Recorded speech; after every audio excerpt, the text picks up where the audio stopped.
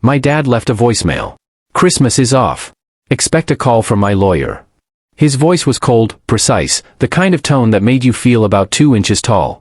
I didn't argue. Didn't defend myself. I just picked up my phone and texted back one word, understood. Then I opened my laptop, and 25 minutes later, my name vanished from their $320,000 mortgage. Their dream home? No longer my problem. 48 hours later, my phone showed 67 missed calls. Their lawyer was panicking, practically begging for answers. But by then, it was already too late. Before I go any further, I need you to do something. Drop a comment right now and tell me where you're watching from.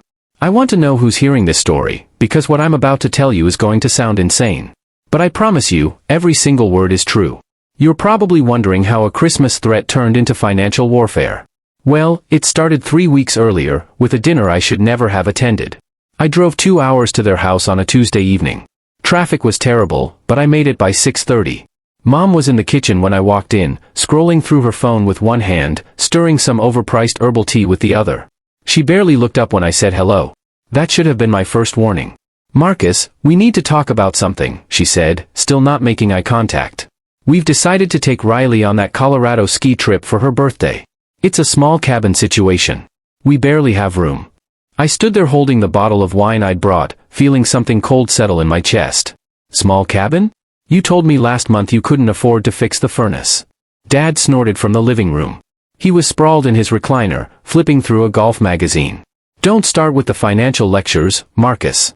We don't need your judgment. The words hit me harder than they should have. I'm not judging. I'm just confused.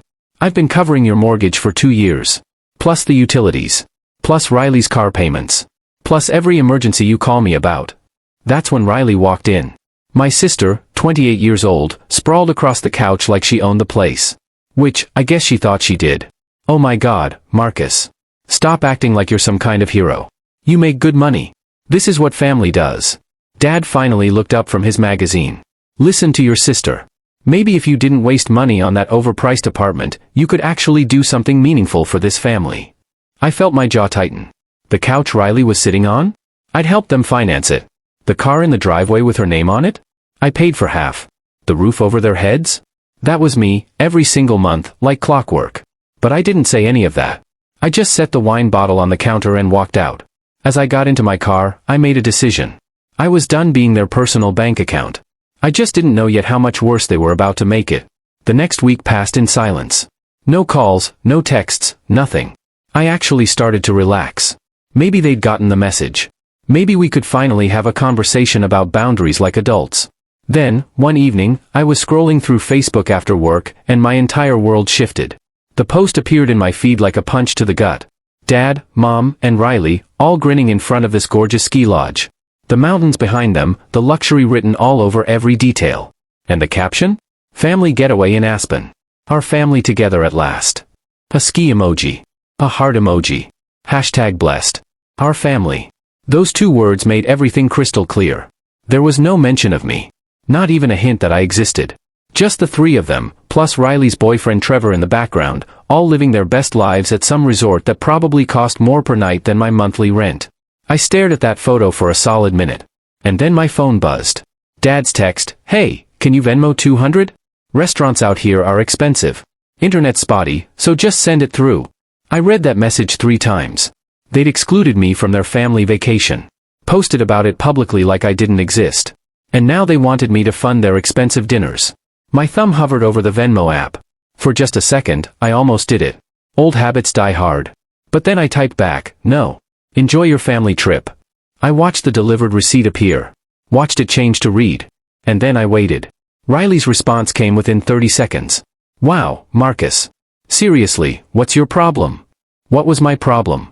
That question would have been funny if it wasn't so infuriating. But I didn't respond. Instead, I did something I'd never had the courage to do before. I hired a forensic accountant. It cost me $2,500. Money I actually had, because I wasn't spending it on other people's mortgages and car payments and emergency furnace repairs that never seemed to get done. I sent her everything I had. Bank statements, Venmo receipts, every text message asking for money. And I asked her for one thing, the truth, documented and categorized. 72 hours later, she sent me a 43-page report. I made coffee and sat down to read it at midnight. By page 3, I felt physically sick. Every mortgage payment, highlighted in yellow, traced directly to my account. Every emergency loan, categorized by date and amount. Every Venmo transfer labeled with their excuse. Car trouble. Medical bills. Unexpected expenses. And here's what made it worse. The accountant had found patterns. Riley's car emergency payments? They matched exactly with her Instagram posts showing designer handbags. Her medical emergency fund? Posted a week later about her new photography equipment. It was all there, time-stamped and cross-referenced. $134,000. 36 months. An average of $3,722 per month, flowing from my account to theirs like I was some kind of infinite ATM machine. But the forensic report wasn't the smoking gun. That came from someone I never expected. My phone buzzed at 11:07 that night. Unknown number. The message preview made me sit up straight. Marcus, I can't keep quiet anymore. It's Trevor. Riley's boyfriend. I opened the message. Riley didn't lose her marketing job like they told you. She quit 6 months ago to do freelance consulting, which actually means she hasn't worked at all. Your parents have been covering for her while you send emergency money. She's been using it for influencer courses and professional photo shoots. I stared at those words. Then came the attachment. A link to a private Google Drive folder. I clicked it. Inside were folders labeled Brand Investment and Content Creation Strategy. I opened the Receipts folder. $4,000 for a brand photography package. $2,500 for social media coaching. $1,800 for a content creation workshop. Every single one dated within days of her texting me about rent emergencies or car troubles or medical copays. I forwarded everything to my forensic accountant.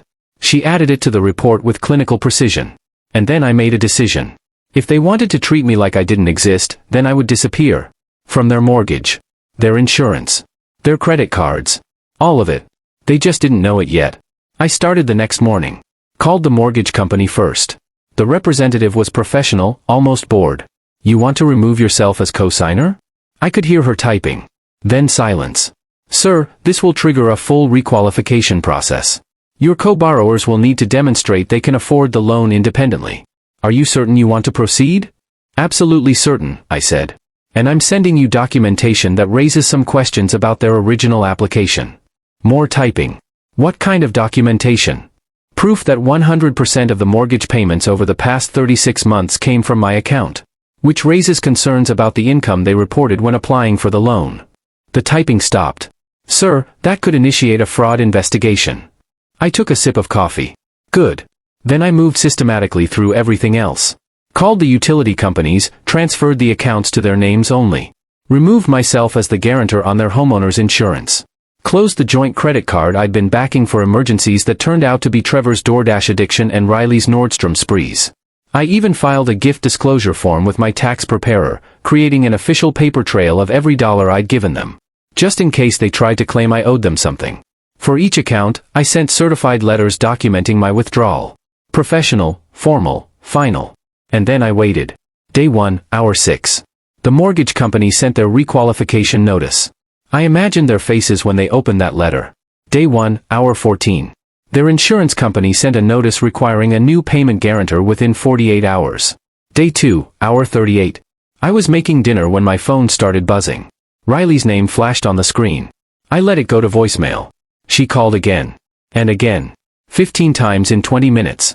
Hour 48 arrived like clockwork. My phone showed 67 missed calls. The voicemail icon had a little red bubble that just said, full. I sat on my couch with a beer and started listening. The first ones were angry.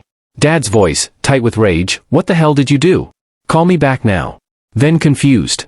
Mom, 6 hours later, Marcus, the bank sent us something about requalification. What's happening? Call us.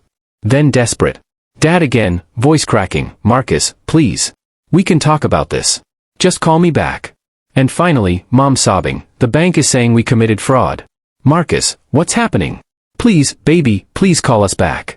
Their lawyer left a message too. His voice was shaking. Marcus, I don't know what you've done, but this situation is spiraling. Your parents are begging you to call them. This is becoming a crisis. Please, reach out. I deleted every message. Blocked their numbers. And went to bed. For 5 days, I enjoyed the most peaceful silence I'd experienced in years. No buzzing phone at 2 a.m. about emergencies. No guilt trips about being selfish. No demands disguised as requests.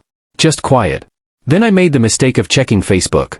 Riley's post was at the top of my feed. Sometimes the people you sacrifice everything for turn around and stab you in the back. A broken heart emoji.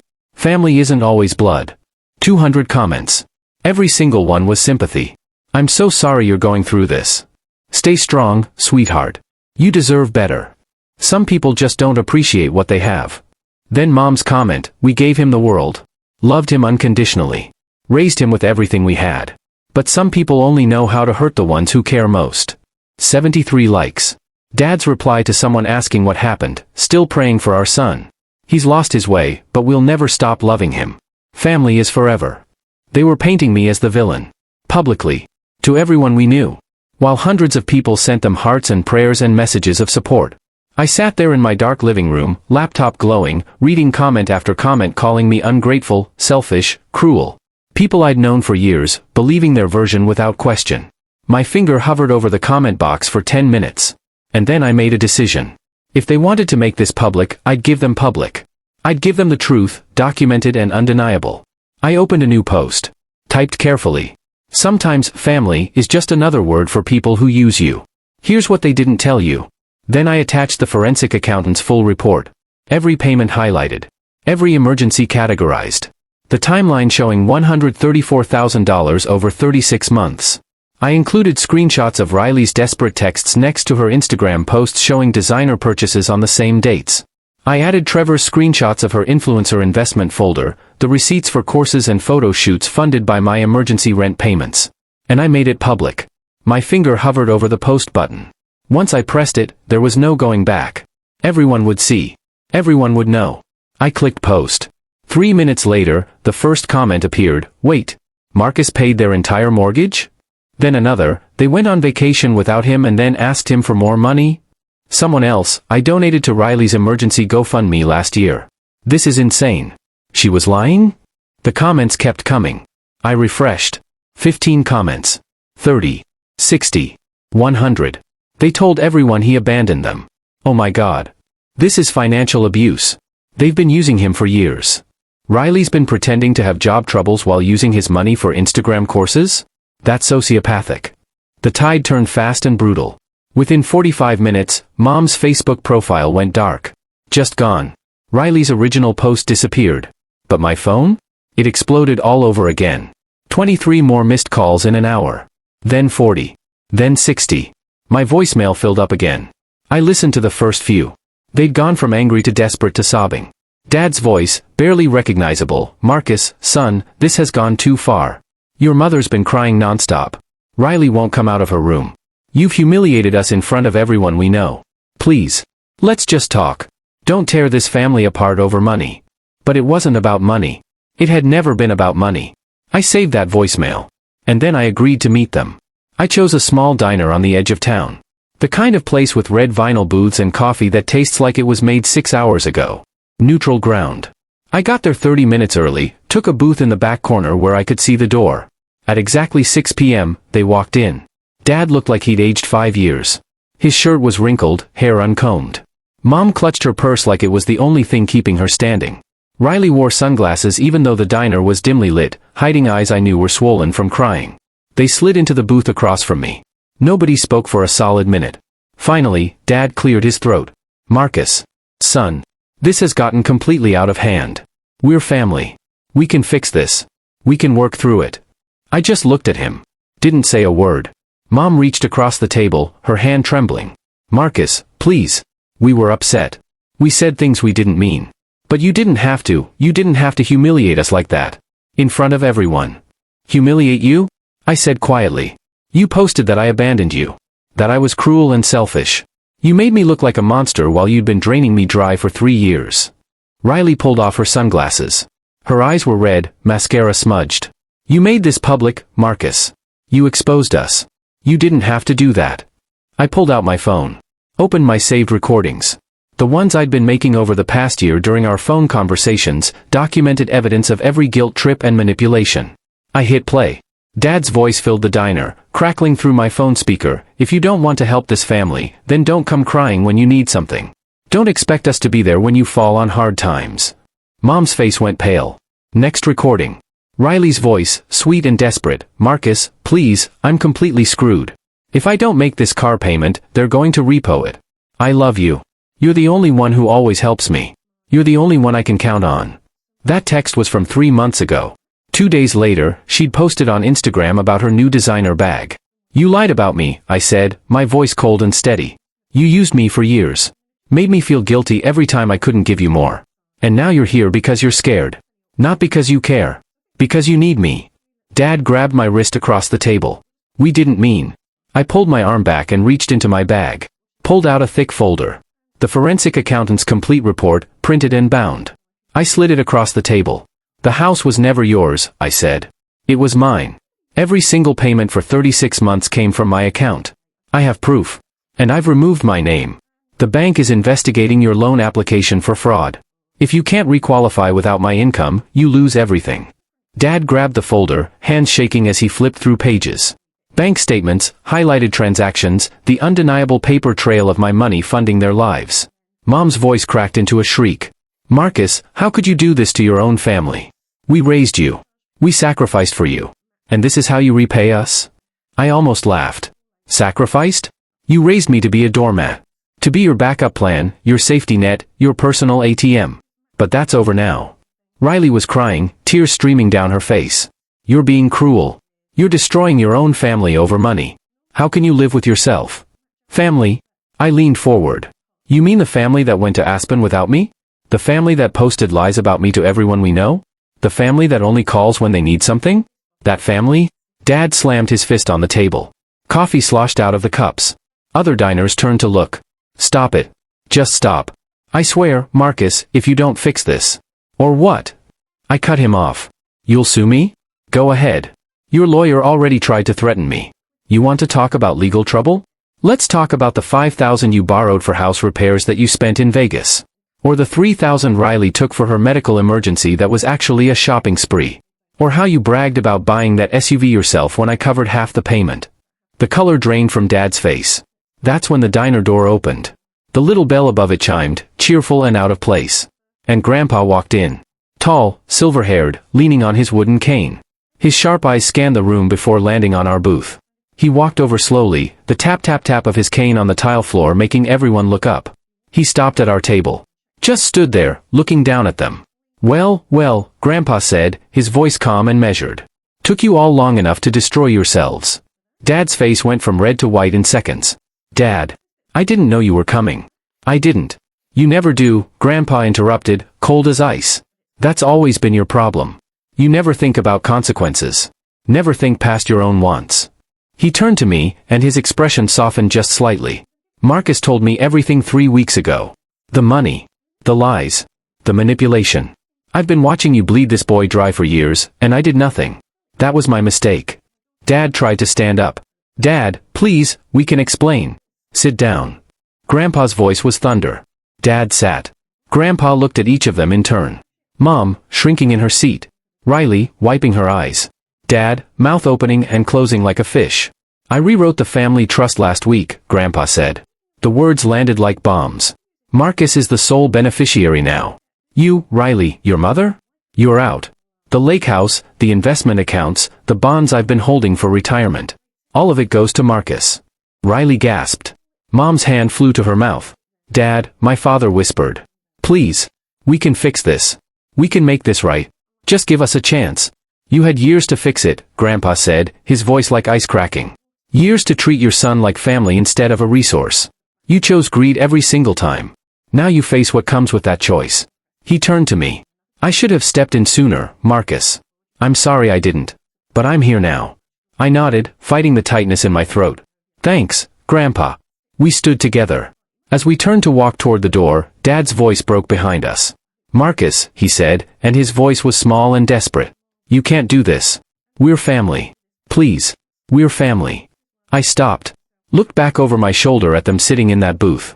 They looked so small suddenly. Deflated. You made sure I wasn't part of this family a long time ago, I said quietly.